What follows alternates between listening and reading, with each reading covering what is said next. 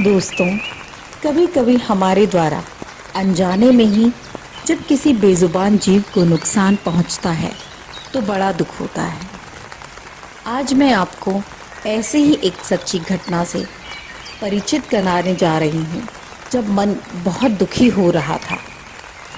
पन्नों की खड़खड़ाहट के साथ ही बच्चों और टीचर्स को यह एहसास होने लग जाता है कि परीक्षा के दिन आ गए हैं। मैं आज कक्षा संख्या 3 में वीक्षक के रूप में अपने कर्तव्यों का निर्वाह कर रही हूँ। वैसे तो किसी भी वीक्षक को मोबाइल फ़ोन को अपने साथ रखने की अनुमति नहीं है, फिर भी अमूमन अधिकांश वीक्षक अपने पास ही रखते हैं।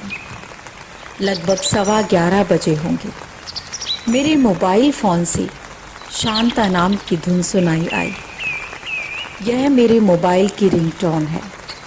देखा तो एक मित्र का फ़ोन था। हाँ जी, कल आ सकते हैं? मैंने कहा ठीक है, सुबह 7:45 बजे आना है। यह किसी प्रतियोगी परीक्षा में वीक्षण कार्य हेतु निमंत्रण था। कल रविवार को परीक्षा है। जैसा कि मालूम है, सभी सरकारी कर्मचारियों के लिए रविवार की अहम भूमिका होती है।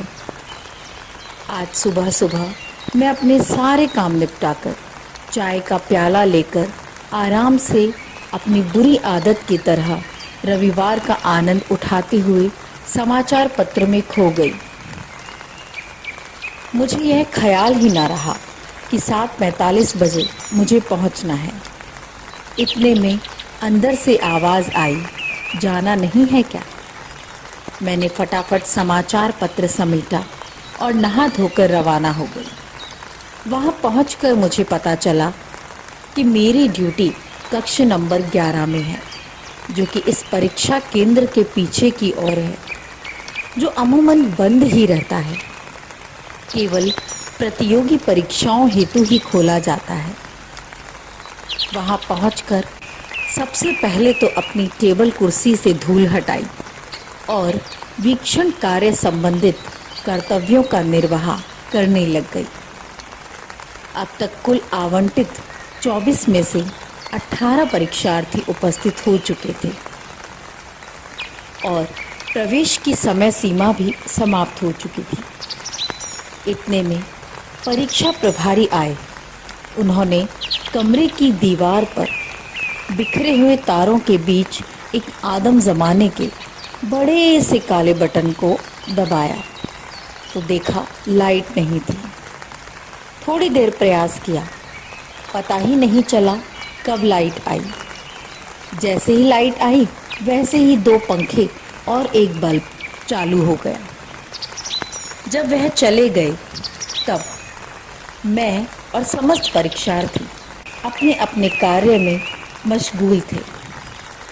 तभी एक ज़ोर से फर्र की आवाज़ सुनाई दी। देखा तो एक चिड़िया पंखे से टकराकर ज़मीन पर गिर गई। इतने में एक छात्र की आवाज़ आई कि सर, इस पर पानी डालिए। मैंने तुरंत एक छात्र की पानी की बोतल लेकर उसमें से उस चिड़िया पर पानी डाला। इतने में ही एक अन्य छात्र ने उसे बड़े प्रेम से अपने हाथों में उठाया और कहने लगा, बच्चों की माँ तो गई। मैंने ऊपर देखा तो पंखे के ठीक ऊपर बने एक गड्ढे में से उसका अपना घोंसला बना रखा था, जिसमें शायद 3 बच्चे थे और वो अपने बच्चों को दाना खिलाकर जा रही थी। अब तो मेरा सारा ध्यान उन बच्चों पर लग गया। पूरी कक्ष में मानो एक अजीब मातम सा छा गया था। मैंने उस चिड़िया को उठाया और बाहर एक पेड़ की छाया में उसे लेटा आया और सोचने लगी, अब इस बच्चों का क्या होगा। अभी मैं पूरी तरह सोच भी नहीं पाई थी कि खिड़की के सरिये पर एक चिड़ा आकर बैठा और फिर सीधा बच्चों के पास गया। उसके मुंह में दाना था। उन्हें दाना खिलाया और वापस उस सरिये पर जा बैठा और ज़ोर ज़ोर से चहचहाने लगा, मानो जैसे उस चिड़िया को पुकार रहा हो।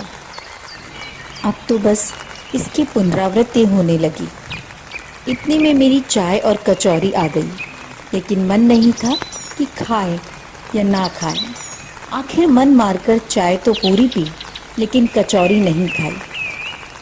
लगा उस चिड़े के लिए रख दी जाए, जहाँ से उसे दिखे और वो अपने बच्चों को उसमें से कुछ खिला सके। चिड़े ने एक बार तो उसे खाया तो मैंने राहत की सांस ली कि चलो अब इसे ज़्यादा दूर नहीं जाना पड़ेगा। लेकिन शाम को उन बच्चों को उस मिलावटी कचौरी में मज़ा नहीं आया, मानो बच्चों ने उस चिड़े को मना कर दिया हो कि पापा यह अच्छी नहीं है, आप तो वही खिलाओ ना जो आप पहले ला रहे थे। अब चिड़ा वापस कहीं दूर से उन्हें लाकर दाना खिलाने लगा और अपनी उस चिड़िया को सब तरफ ढूंढने लगा, जो उससे हमेशा हमेशा के लिए दूर जा चुकी थी, शायद हमारे साधनों के उपभोग के चक्कर में।